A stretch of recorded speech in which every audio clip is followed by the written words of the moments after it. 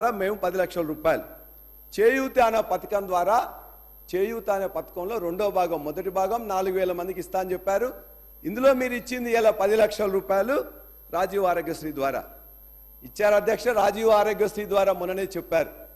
జనవరి 26న governor గారు ప్రసంగంలో మాట్లాడుతూ రాజీవ్ ఆరోగ్యశ్రీలో 20 కోట్ల రూపాయలు ఖర్చు పెట్టాము ఇప్పటివరకు అని చెప్పారు. సంతోషం అధ్యక్ష. 20 కోట్లు ఖర్చు పెట్టారు, 60 కోట్ల ప్రచారం చేసుకున్నారు. ఎక్కడ అధ్యక్ష? ఇవాళ భారతదేశంలో ఎక్కడ చూసినా కూడా మొత్తం కూడా ఇలా 2 హామీల అమలు 2 హామీల అమలు చెప్తున్నారు. ఇవాళ మీరు ఎక్కడ ఏ టీవీలో చూసినా, ఏ పేపర్లో చూసినా, ఏ హోర్డింగ్ చూసినా, ఏ బస్సు చూసినా, ఎక్కడ చూసినా ప్రచార పటాటోపం తప్ప 13 అంశాలలో ఒక 2 చేసినాం అని ఎట్లా చెప్పడానికి మనసొప్పుతాంది? దాన్ని గవర్నర్ ప్రసంగంలో ఎట్లా చేర్చిందని చెప్పేసి కూడా మిమ్మల్ని ప్రశ్నిస్తున్నాం అధ్యక్ష.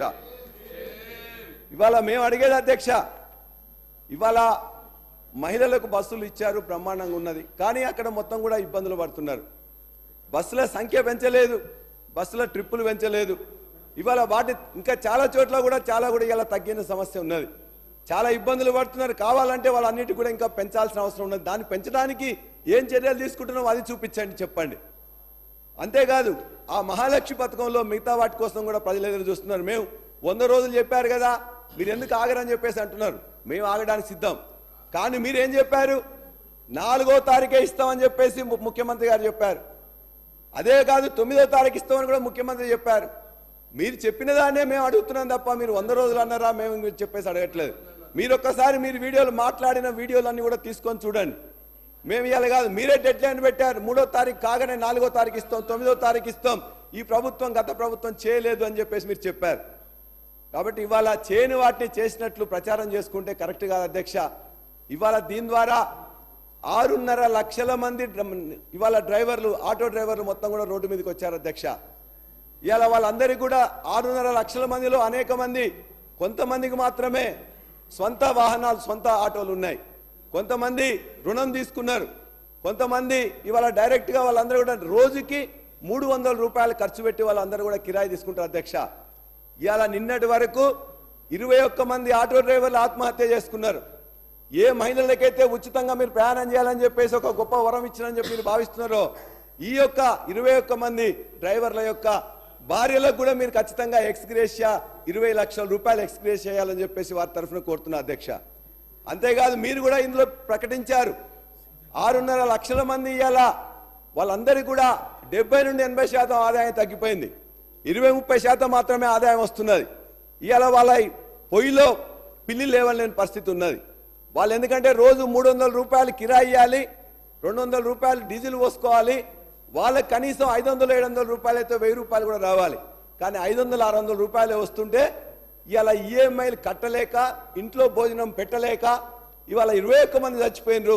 ఈ ఆత్మహత్యలు ఆగాలంటే వాళ్ళందరికీ ఖచ్చితంగా ప్రతి వాళ్ళ యొక్క ఏదైతే ఆటో రుణమాఫీ అనేది ఆటోలది ఉన్నదో ఖచ్చితంగా దయచేసి శ్రీధర్ బాబు గారు ఒక నిమిషం క్లారిఫికేషన్ లేదు సార్, మీరు స్లోగా మాట్లాడుతున్నారు. సరే మాట్లాడాను సార్, ఎందుకు అది పెడుతున్నారు? ఆయన ఆవేదన ఆందోళన చూసి ఒక నిమిషం మాట్లాడదాం అంటున్నారు సార్. గౌరవ సభ్యులు రాజేశ్వర్ రెడ్డి గారు ఒక సందర్భంలో మేనిఫెస్టో గురించి మాట్లాడుతూ ఉన్నారు, ఇంకో సందర్భంలో తనకు అనుగుణమైన సబ్జెక్ట్ను మాట్లాడి ప్రజలను తప్పుదోరే ప్రయత్నం చేస్తున్నాడు. అధ్యక్ష, ఈరోజు మేము చెప్తా ఉన్నాం, నేను ఈరోజు గౌరవ సభ్యులకు తెలియజేస్తూ ఉన్నాం, ఉచిత బస్సు ప్రయాణం 13 అంశాల్లో ఒక ప్రధానమైన, మేము గ్యారంటీలో పెట్టుకున్న ప్రధానమైన అంశం. నేను వారిని సూటిగా వారిని వారి పార్టీ వారిని కోరుతా ఉన్నాను. ఎందుకంటే రాజకీయాలకు సంబంధించి ఏదైనా ప్రజలకు ఉపయోగపడే ఒక విధానపరమైన నిర్ణయం తీసుకున్నప్పుడు వారు వ్యతిరేకమా లేకుంటే అనుకూలంగా చెప్పాల్సిన అవసరం ఉండేది. మేము ప్రవేశపెట్టిన బస్సు ప్రయాణం, ఉచిత బస్సు ప్రయాణం టీఆర్ఎస్ పార్టీ, బీఆర్ఎస్ పార్టీ వ్యతిరేకమా అని ఒక స్టాండ్ చెప్పమని కోరుతా ఉన్నా అధ్యక్ష. రెండోది అధ్యక్ష, ఆనాడే మేనిఫెస్టోలో పెట్టినప్పుడు చిన్న చిన్న సమస్యలు ఏర్పడతాయని ఆటో డ్రైవర్లకు సంబంధించిన సంక్షేమం కూడా మా బాధ్యత. ఆ బాధ్యతలో భాగంగానే సంవత్సరానికి 12,000 రూపాయలు ఆటో డ్రైవర్లకు ఇచ్చే సంక్షేమ కార్యక్రమాన్ని కూడా ఆ రోజు మేనిఫెస్టోలో పెట్టినాం.